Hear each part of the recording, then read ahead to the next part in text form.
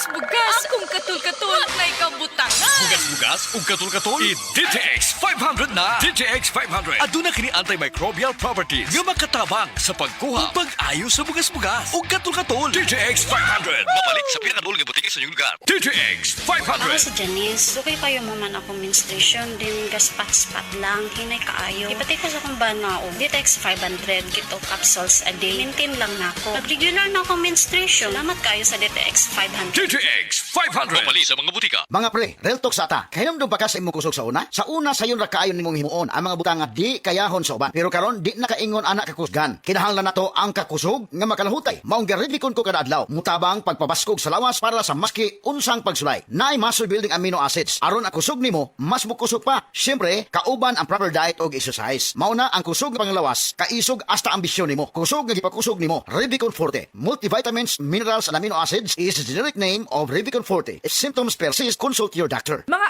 idol, panahon na sa ting-uwan og ting-init, kinidugangan usahay sa pagkalimot og kaon, makalabad gyud sa ulo. Maong sama na ako nga ginikanan nga grabe ka busy. Pwede ba ka nga mo inom og tambal para sa labad sa ulo? Basin unya na side effect o basin manghapdos ang tingan.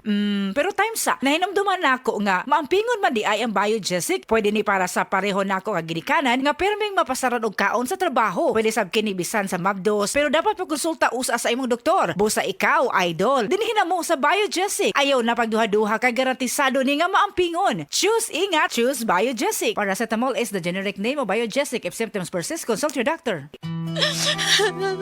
Oh, day, gano ka? Ang akong anak gidinggi, tabagi ko guyat. Day, dugay na na akong isibya sa kahinginan nga mugamit kitang Sedlenimit oil kay mauni tinuon nga mutabang nato. Ang pagsalig sa mga produkto sa Sed Marketing o sa Sedlenimit oil may usa sa pagdipinsa sa atong kaugalingon. Labi na yun sa dinggi, way lamok nga makaduol nimo kung mugamit ka sa Sedlenimit oil. Sukad karon gayat, mugamit ako sa Sedlenimit oil ug ang akong tibuok pamilya kay dako kaayo gasto kung madenggi ka. Sedlenimit oil, produkto sa Sed Marketing Incorporated. This newscast is brought to you by Diatabs. Tapos ang diarrhea sa bilis talab Diatabs. Kini si Max Urban.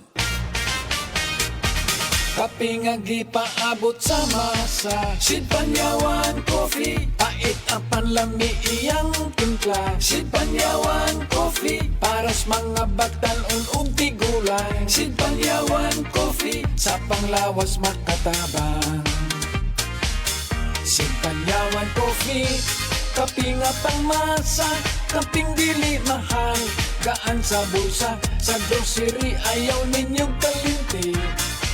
Ang Sid Panyawan Coffee, paborito ni Lolo ug ni Lula. Sid Panyawan Coffee, tilawi lang aron mo tuo ka. Sid Panyawan Coffee, pila kahigop lang mo bastog ka. Sid Panyawan Coffee, sa quality kontento ka.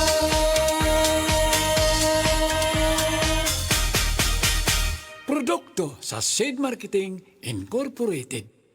Usa na usab ka paragis bila-bila herbal coffee user ang satisfied sa atong produkto mga kaparagis. Ako si Celisina Semblante, 65 years old, nagpuyo sa Tulingon Mainit, Surigao del Norte. Kaning bila-bila nga cafe, ganahan manggug ko kay hayahay ang lawas, unya mawa imong kabuhi. Mag-inom ka ani kada buntag, gana gyud kay imong paminaw sa imong lawas. Kontento jud ko kayo basta kay kada buntag makainom gyud ko ani. Kini ginama sa GFMQ Marketing kaysa paragis bila-bila, dili na ka mag-agwanta pa.